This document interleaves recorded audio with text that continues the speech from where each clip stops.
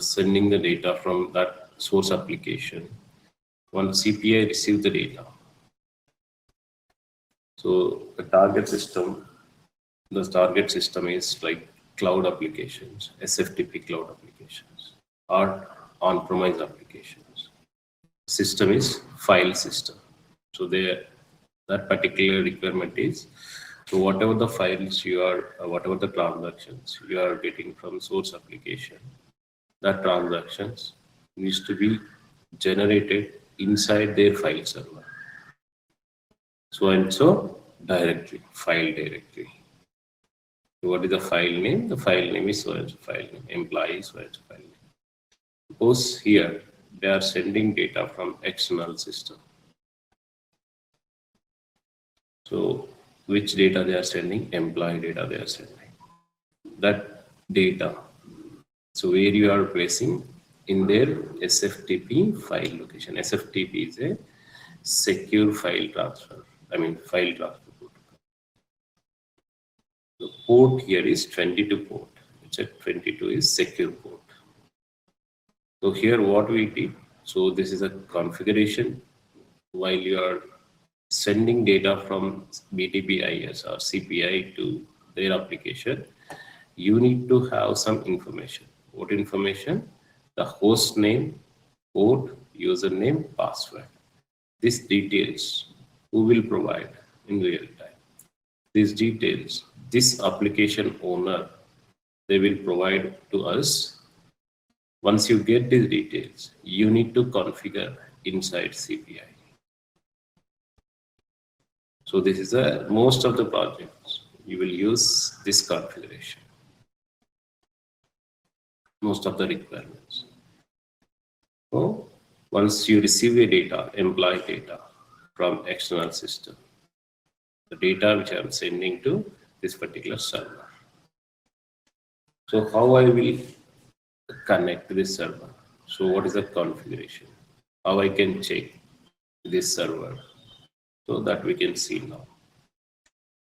This is inside we have two different file servers. One is FTP, one is SFTP. SFTP is a secure port 22. FTP is a unsecure port 21.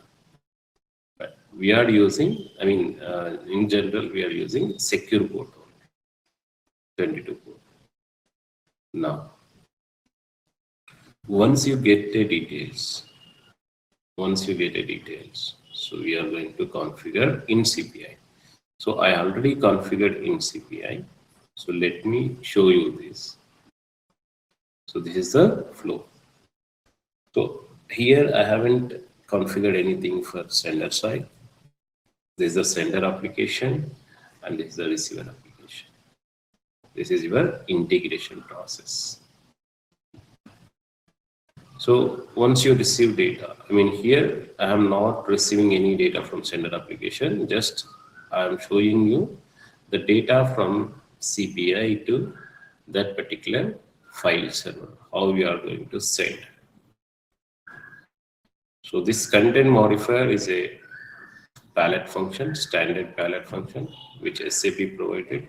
Once I selected it, you will get this option here. See, all these options are enabled. These we can call it as palette functions.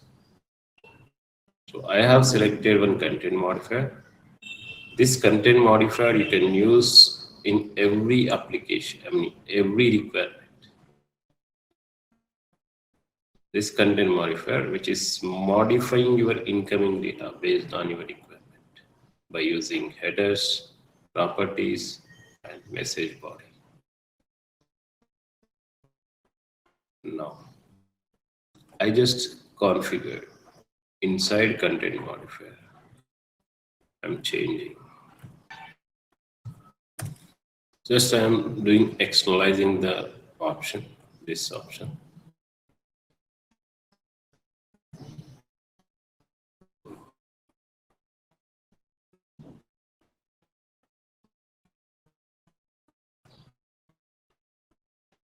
So once you externalize that option, you can see the body also here. Inside this mail body, I mean inside this message body, I am maintaining that particular employee information inside this. So let me show you this. What is the file server here? This is the file server. Who will provide the address? I already configured the file server details here in this SFTP configuration. So which adapter we are using? So we are using SFTP adapter, Secure File Transfer Protocol. Once you receive the data from this application, this function, so you are receiving a message here from here to here. End message is sending the data to external system. This is external system is your SFTP application system. Now, so where you are placing a file, so I am placing a file inside this directory YOT batch 2000-receiver. The file name is YOT_employee.txt, and let me cancel this. Let me change the time also, file name also here. Let me add underscore here, end of the employee. Now let me save this, close it. So here, once I configured all the target system application details, this is the address is the host name and credential is username and password. These details in real time, the application owner, this target system application owner will share us. So once you receive that, you can configure it. Now, so I am triggering this. So before triggering, so let me check whether that particular server have any files in that receiver directory. So how I am going to check that? So there is a test, I mean there is a tool to see the files to access your SFTP servers. So there is a tool called FileZilla client. This is the FileZilla client. So we have a tool you can access. Okay, already I opened somewhere. This is a tool. So you connected with host name, username, password, and port. So now you can see here in this backup, do you have any files? No. Error? No. Sender? No. And receiver. Check the receiver. Receiver, you have 2 files here. So let me delete these 2 files. Now, I am triggering. I'm executing this flow. Let me deploy this. Select S. Select OK.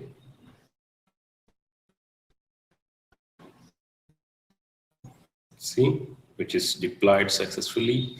This flow is triggered successfully. Now see whether you receive any file here.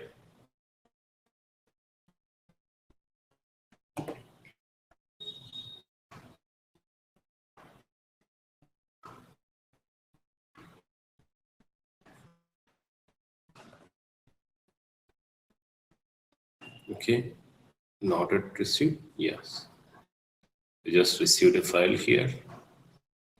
Download this file. Now see the file, what data you're receiving inside these downloads.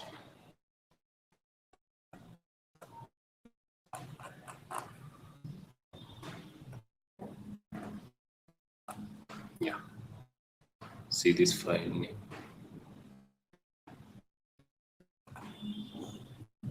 See, this is the data you are receiving, employee data.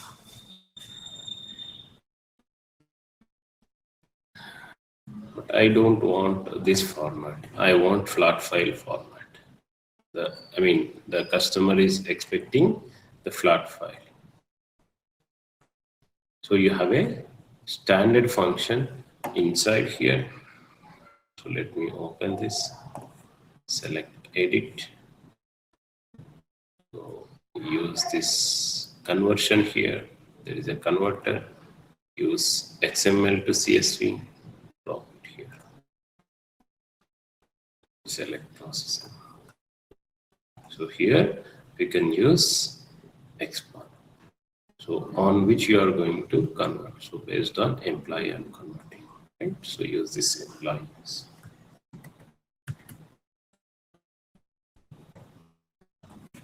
Slash employees tag.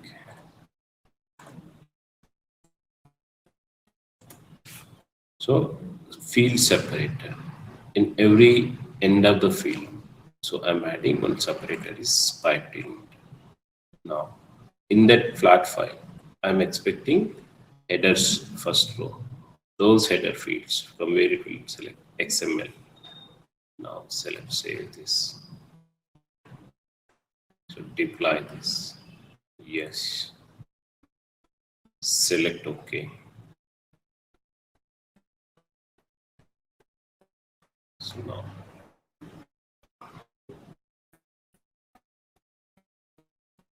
now save this. Deploy this. Enable the trace here. So you can see the data from where to where it is going, each step. Now save this, deploy this once again. See 720, just now it's triggered here, successfully triggered. Now go back to your iFlow. See, the particular transaction got triggered successfully. So this is taking time to execute it. Now let me check in file server. Have you received any file here? See, you received second file. This second file, which is having flat file information, download this. Select this. Open this file. See, this is the flat file data. Address, first name, title, region, so on. So then this is the second information. Actually, you can test like this even without deploy your iFlow. You can test by using simulation. That is a concept we will show you now. But if you see here before simulation, so you can see the data here, what data content modifier it contained from the previous step. So from previous step, you are not receiving any data here. Then after executing this content modifier function, this output will capture in the next step, in this step. See here, what data you are getting. So I am passing employee data. This is the employee data I am passing here. Now close it. So after executing this function what it is doing, it is converting your XML structure, XML format to flat file, CSV file. This output will store in the next step here, capture in the next step. See here. This is the flat file data. This file data only which you are getting final. Now let me show you that without executing this. So let me show you here. So I am passing so data. Which data I am passing here. This is a concept called simulation. I want to check this particular step is working fine or not. So let me pass the employee data once again.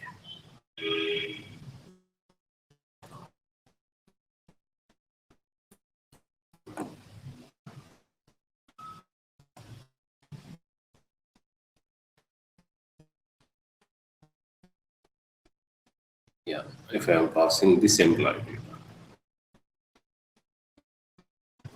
This employee content, it have like more than 5 employees, total 6 employee records we have in this file. Let me use this. So now what is the root element, root node here? Employees is a root node. On what basis I am converting here? Based on employee. So then this employee where it is there? Under root node. So you can add this root node also. Where? In the converter here. Here you can add root node in the XML to CSV converter. Now select edit this. So here root node you can add / employees. So now save this. Now go to here. Now select simulation here. Now trigger a simulation.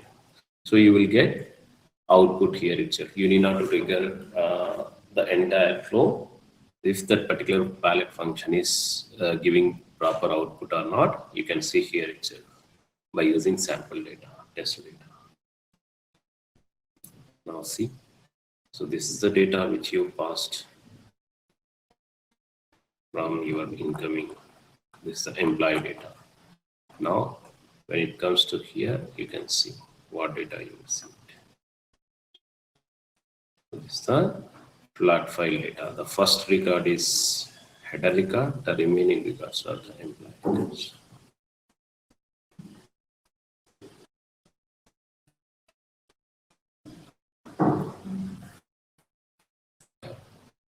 So this is a way you can change different types of functions. You can remove this conversion. You can add one more conversion. You have here XML to JSON converter. So use this data.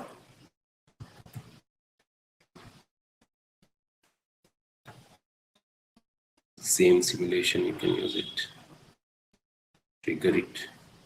See here whether you are getting JSON or format file or not.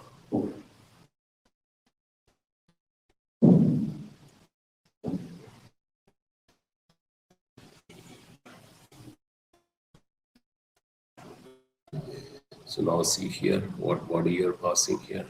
I'm passing total employee 6 records in the file. In output after executing conversion, see the body data. See, you are getting JSON format.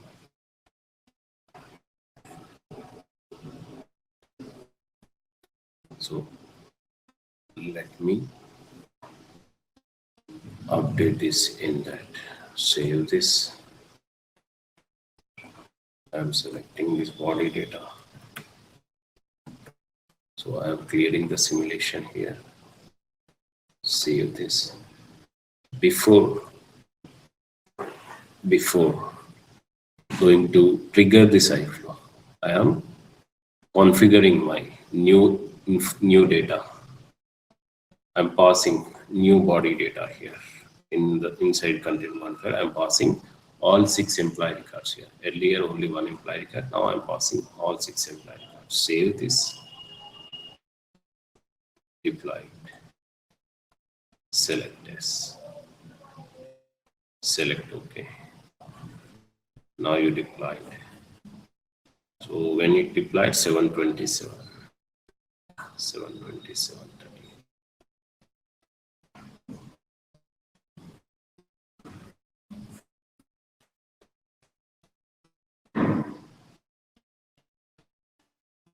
So which is taking time actually.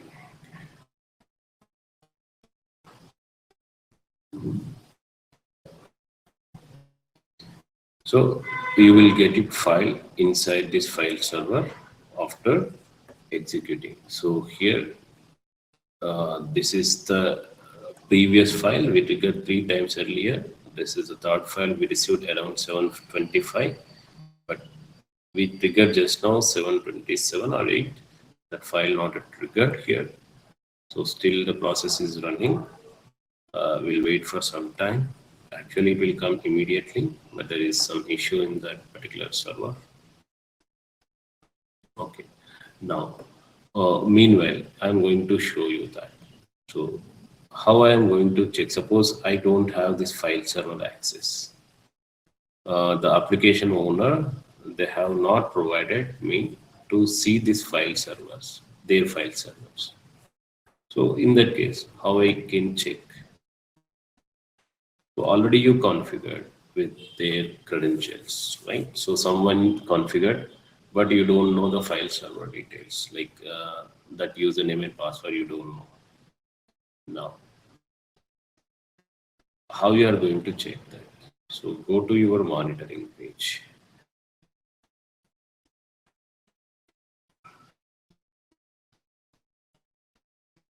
even these steps we are going to do every, I mean, we can do these steps all SFTP related configurations wherever is required. Now, so I'm checking the connectivity. In this connectivity test, so I'm going to use SSH. Here I'm going to check which server you are using, which host name you are using. So I'm using this host name. Configuring. What is the host name here? This is the host name. This is the host name. Provide the host name. Then use the credentials. Which credentials you are using here? This is the SFTP user underscore Durga. Use the credentials. Credentials, it have a username and password. Now select Durga's credential. Now select send request. What it is showing here? Connection is successfully reached. Now you need the directory. Inside the directory, files are available or not. Now, which directory you are using here? This is the directory. Use this directory. If you don't know the directory name also, let me show you that first. Yeah. If you don't, if you know the directory, by using this way, check directory access, select the directory name, send a request. So you will get in that directory how many files are available. You can see that. See, in this directory, you have 4 files. The latest file also triggered. See, 134 here. 4 files. What is the file name? These are the file name. If you don't have access, SFTP file server access, so you don't know the credentials, but you have credential name, then you can use this way to see. So, the application owner, the source system, that particular transaction got triggered, then you they will ask you to check whether the file is reached to their server, target server or not. But you don't know that particular server access, but you can see this way. You can check by using this way. You can share the screenshot. Here, this file, so and so file generated. In this, that file is placed under this directory successfully. You can share them and you can confirm. Now, so I have my SFTP access. I'm going to check here. See, this is the file name which we triggered just now. Download this file. So in this file, you can see multiple employees. These employees have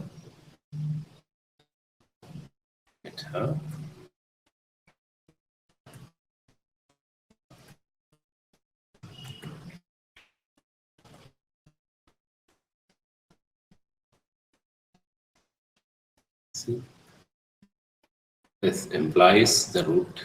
Inside employee, this is the employee. This employee have all this address, employee 1, employee 2, employee 3.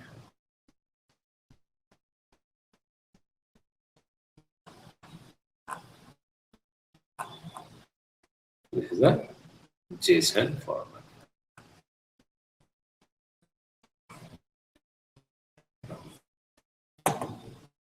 Go back here. So in this iFlow,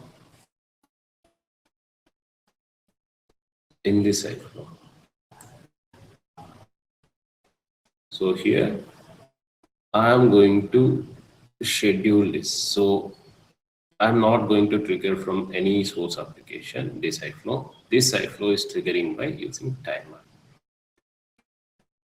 This iFlow is using triggering by using this timer. So this timer, you can schedule it for every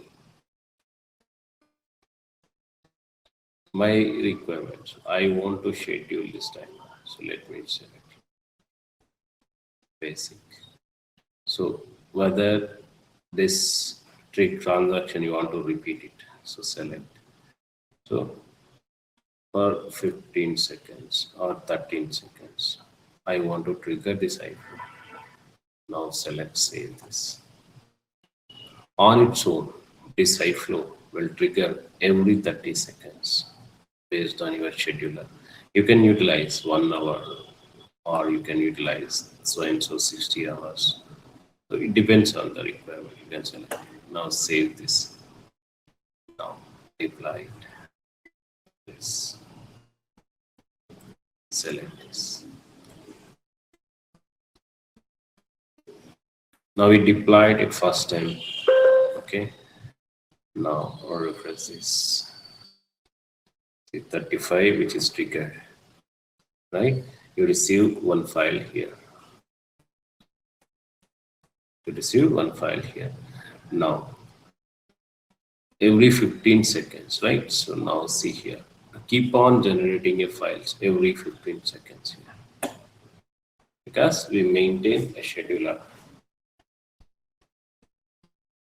See, file is generated. Okay, maybe some delay in that, but it should trigger every 15 minutes, 15 seconds, sorry.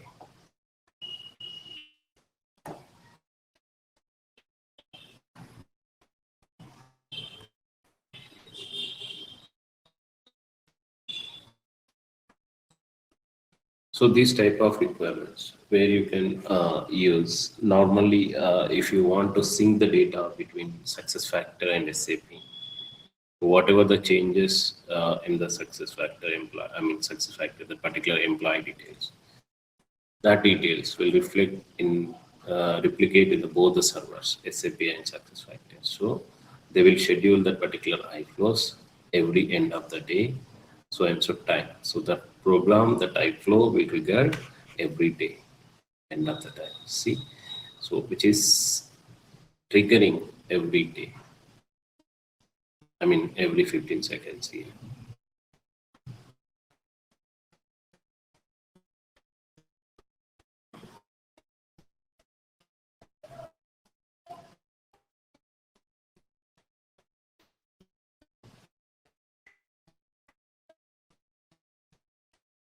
Okay, so this is the scheduler. So let me stop this.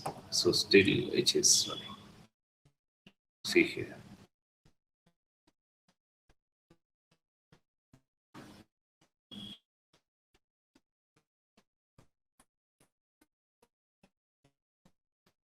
This is triggering every 15 seconds. So let me stop this.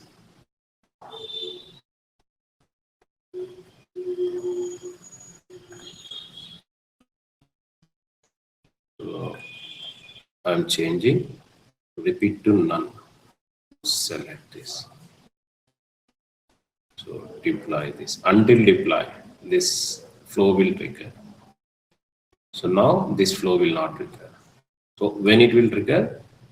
When I select deploy only. So because the schedule here I maintain on deployments. Whenever I deploy this iFlow, it will trigger, manual trigger.